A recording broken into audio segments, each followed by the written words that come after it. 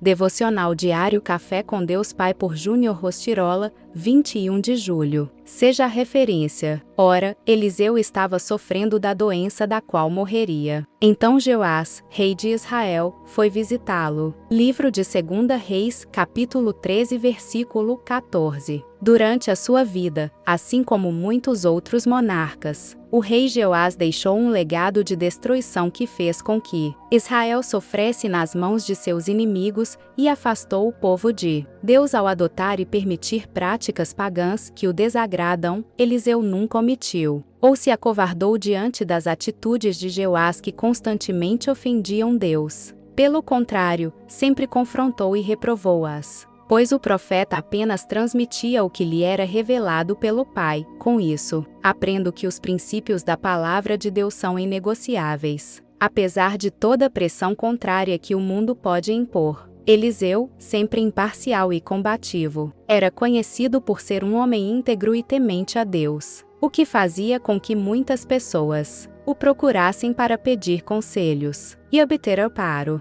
Na maioria das vezes, o caminho correto parece mais difícil, mas conduz a bênçãos inimagináveis. Jesus, em Mateus 714, diz: como é estreita a porta, e apertado o caminho que leva à vida, são poucos os que a encontram. Há uma grande recompensa quando guardamos nossa fé, e não cedemos a pressões que atentam contra ela. Deus chamou você para ser um referencial onde o colocou. Saiba disso, um bom conselheiro, uma pessoa íntegra que vive de modo fiel à sua fé. Dessa forma, muitos olharão para você e desejarão servir ao Deus que você serve. Sua vida e atitudes podem inspirar e levar muitos a Cristo. Você está sendo um referencial do amor de Deus, onde Ele o colocou? Tenha consciência disso e permita que seu testemunho e suas ações impactem pelo amor que você expressa. Frase do dia: a obediência a Deus Pai e a ação em fazermos a sua vontade resultam em grandes testemunhos. Leitura bíblica,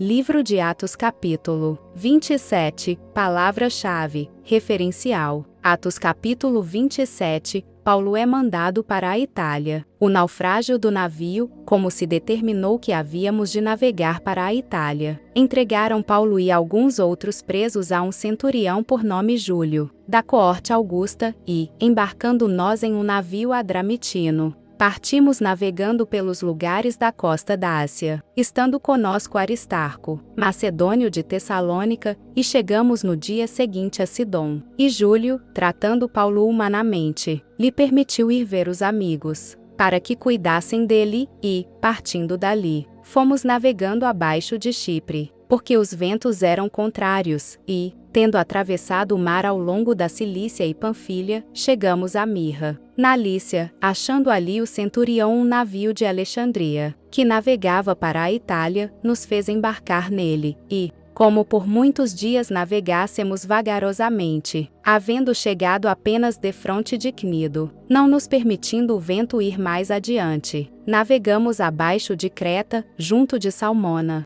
e, costeando-a dificilmente, chegamos a um lugar chamado Bons Portos, perto do qual estava a cidade de Lazeia, passado muito tempo, e sendo já perigosa a navegação, pois também o jejum já tinha passado. Paulo os admoestava, dizendo-lhes: varões, vejo que a navegação há de ser incômoda e com muito dano, não só para o navio e a carga, mas também para a nossa vida. Mas o centurião cria mais no piloto e no mestre do que no que dizia Paulo, e, como aquele porto não era cômodo para invernar, os mais deles foram de parecer que se partisse dali para ver se podiam chegar a Fenice, que é um porto de Creta que olha para a banda do vento da África e do Coro, e invernar ali, e, soprando o vento sul brandamente, lhes pareceu terem já o que desejavam, e, fazendo-se de vela, foram de muito perto costeando Creta, mas, não muito depois, deu nela um pé de vento, chamado Euraquilão,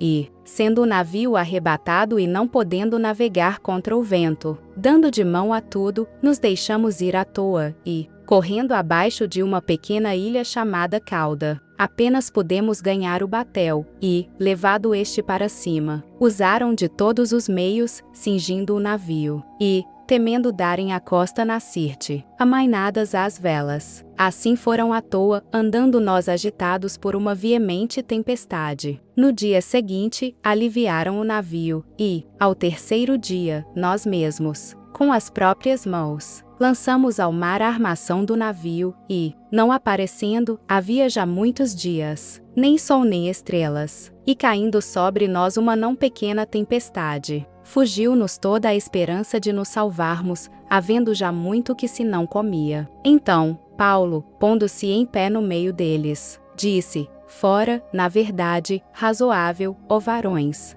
ter-me ouvido a mim e não partir de Creta, e assim evitariam este incômodo e esta perdição. Mas, agora, vós admoesto a que tenhais bom ânimo, porque não se perderá a vida de nenhum de vós, mas somente o navio, porque, esta mesma noite, o anjo de Deus, de quem eu sou e a quem sirvo, esteve comigo, dizendo: Paulo, não temas, importa que sejas apresentado a César.